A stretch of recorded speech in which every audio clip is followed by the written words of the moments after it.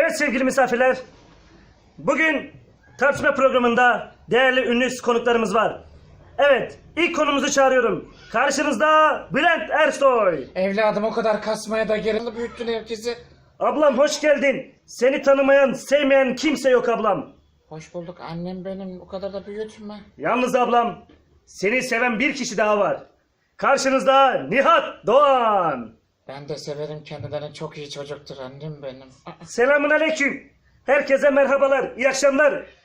Benim güzel ülkemin güzel insanları. Koyunun bile bir başka baktığı ülkenin insanları. Merhaba, sevgiler, saygılar. Ablam, saygılar ablam. Elini öpeyim ablam. Ay öp bakalım evladım bir muk. Evladım senin arkandan kim atıp tutacak, delikanlı bir adamsın, maşallahın var senin. Çekemiyorlarsa demek ki. Ablam korkuyorum, bana yürüyormuş gibi bir halim var ablam. Annem ne yürümesi ayol, olur mu öyle şey, ama sen yine de bana bir akşam çayına gel. Ablam beni korkutuyorsun ablam, sadece çay değil mi? Ablandan korkma evladım, ablanım ben senin. Aa, ne oluyor burada? Ha geldi yine Yelloz Yıldız. Aa, bu ne sesler böyle? Vallahi Seni hiç ilgilendirmez evladım benim. Biz burada Nihat'cığımla oturuyoruz, sohbet ediyoruz. Annem benim. Nihat'cığım, sen bunu nasıl uydun annem? Tamam mı? Vallahi olmaz böyle. Nihat'cığım, ayol senin bunun yanında ne işin var? Sen Yıldız ablana gel. Bende ne besteler var sen biliyor musun? Yelloz demen bana çok pis ağır geldi Bülent abla. Sen dua et, başka kelimeler kullanmıyorum. Rütük izin vermiyor. Evet, şu an tartışmayı bitiriyoruz ve Yıldız Tilbe'den güzel bir şarkı alıyoruz. Kalbim dur haksız haykırışlarla, ne yapsam ayrılamam senden asla.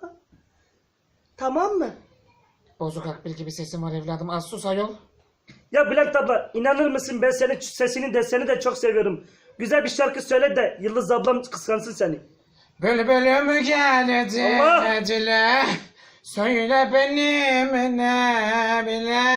Annem benim, ben burada sesimi de pek yormak istemiyorum. Ama akşam bana gelirsen sana daha güzel sesler de söyleyebilirim.